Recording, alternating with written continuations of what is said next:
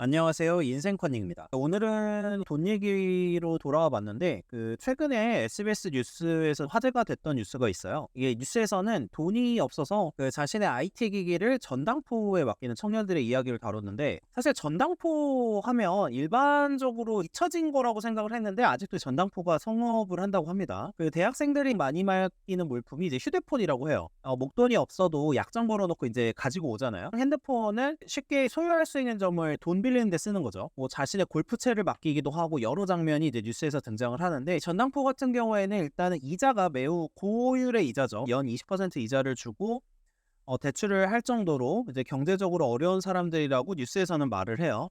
그러면서 이들의 심각한 경제적 상황을 보여주는 지표다. 전당포의 활용도가 높아지고 여러 가지 이용객이 늘어난다는 것이 이런 경제적 상황이 심각하다는 걸 보여주는 거다라고 얘기를 합니다. 그리고 이제 빌리는 금액은 뭐 크지는 않지만 뭐 20만 원이나 40만 원, 뭐 카드 대금을 납부하기 빌렸다가 며칠 만에 찾아가기도 한다. 뉴스에서는 이용하게 되는 이유에 이제 신용 기록이 남지 않는다. 그래서 이제 고이자를 감당하면서 전당포를 이용한다. 이런 게 이제 뉴스의 내용이었어요. 이제 사실 소액만 빌리는 거니까 이자 금액만 놓고 보면 그리 크지는 않을 수 있어요. 물론 연 20% 이자라는 거는 이율로서는 고이자지만 빌리는 돈 자체가 적으니까 이제 이자 금액 자체가 절대적인 액수는 적다고 할 수는 있지만, 20대 초부터 이런 고리로 빌리고 이제 이런 게 습관화되는 모습을 볼 때 이제 씁쓸함을 지울 수가 없더라고요. 빌리는 금액 자체가 수십만 원 수준이라는 얘기는 아무리 청년층이 어렵다고 하더라도 며칠 정도 일을 하면 어느 정도는 이제 감당이 가능한 금액이기도 하고, 또 이런 이야기를 하면은 뭐 진짜 어려운 사람도 있다, 뭐 이런 말씀 하시는 분들이 굉장히 많고, 네가 어려운 사람들의 삶을 아느냐 이렇게 말씀하실 분들도 있지만, 제가 늘 말씀드리는 건 이제 경향성과 이제 범주화에 대한 거죠.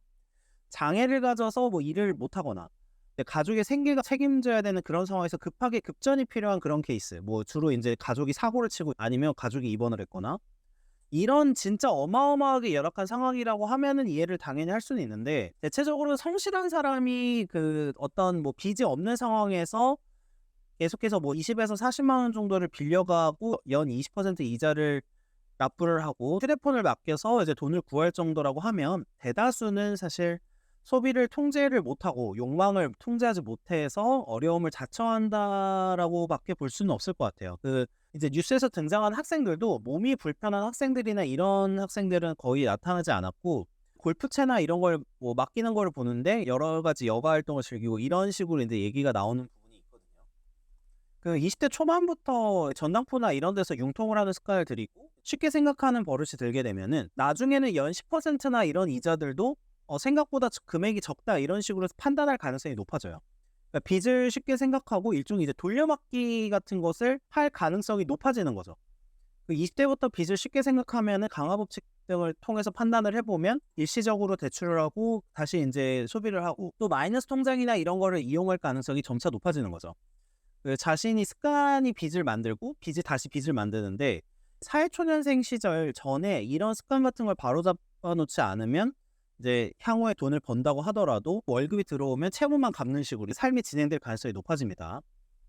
그리고 하나 생각했던 부분이 뭐였냐면, 벼랑 끝에서 몰려서 맡기는 물품이 20대임에도 고가의 IT 기기인 점도 많았고 심지어 골프채까지 있었어요. 그러니까 이걸 봐도 소비액 자체가 좀 크고 약간 여가로서 활용되는 부분들이 있어요. 예를 들면 핸드폰 같은 경우에도 꼭 뭐 아이폰이나 이런 이제 고가의 기기를 쓰지 않아도 어떤 통화나 여러 가지 이제 기능을 활용하는 데는 사실은 큰 문제는 없죠. 근데 이제 좋은 기능이 필요한 이유는 남자분들의 경우에는 게임이나 이제 이런 걸 활용하는 데 쓰는 거고, 또 여자분들의 경우에는 일종의 약간 패션 아이템으로 사용하는 그런 부분들이 사실은 있죠. 뭐 노트북이나 이런 부분들은 공부를 할 때도 필요하고 일을 할 때도 필요할 수 있어서 그렇지만, 집이 정말 이제 가난하고 이런 경우에는 알뜰폰이나 이런 여러 가지가 있죠. 그래서 이제 그런 걸 좀 활용할 수 있는데, 맡기는 물품 자체가 소비 수준이 예전보다 확실히 높아졌다라는 생각이 좀 들었고요.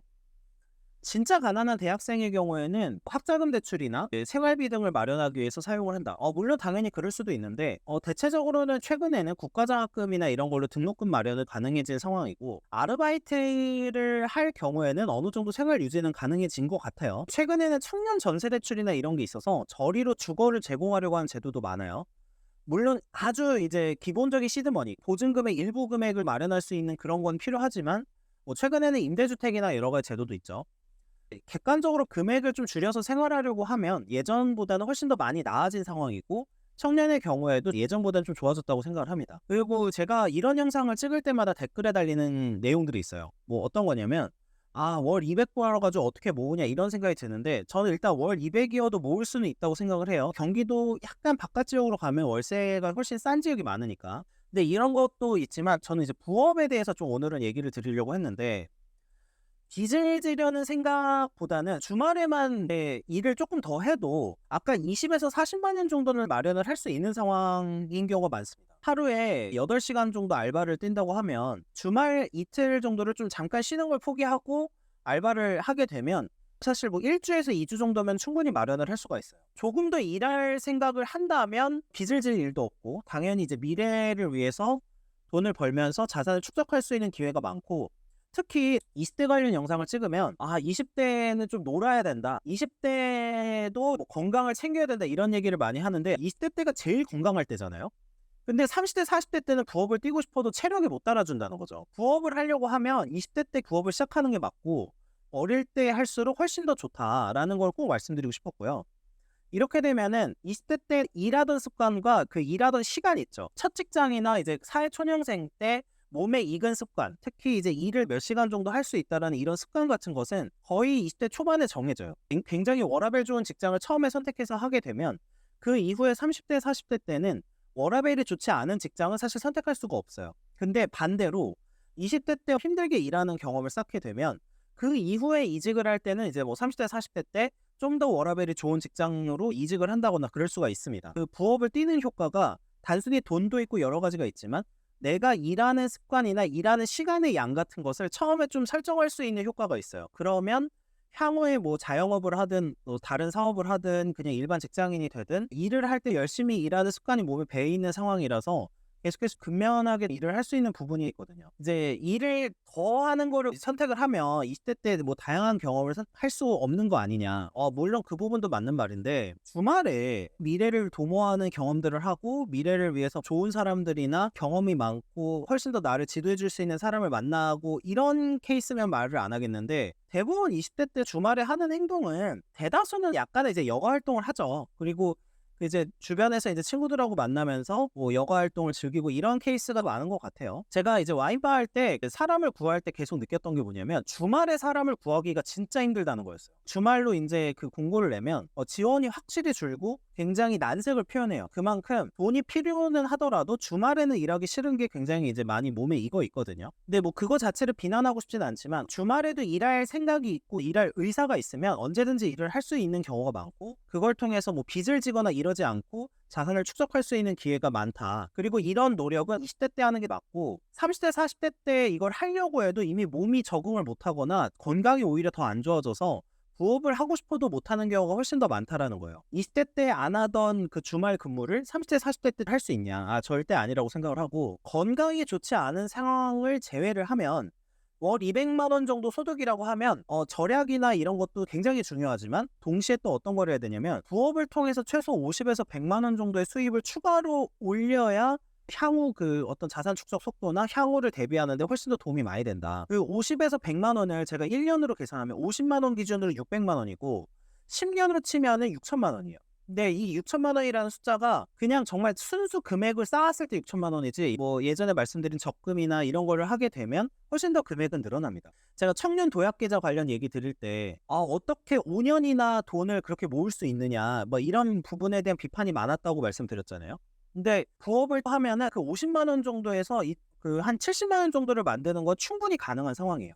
그래서 이런 게를 생각해 봤을 때, 절약과 그 20대 때 다른 어떤 커리어를 위해서 준비를 해야 되거나 사업을 위해서 준비를 하는 걸 제외한다면, 저는 주말이나 이럴 때 약간의 부업을 뛰는 것도 경험상으로도 좋고, 향후에 30대 40대 때 일하는 습관을 배양하는 데도 굉장히 좋다라고 생각을 하고, 빚을 져서 해결하려는 태도가 이미 20대 초반 때 몸에 계속 익어버리면 사실 답이 없어요. 그 이후에도 계속해서 빚을 져서 일시적으로 해결하는 방식을 선택하게 될 거고, 빚은 아시겠지만 계속 빚을 부르기 때문에 늘어납니다.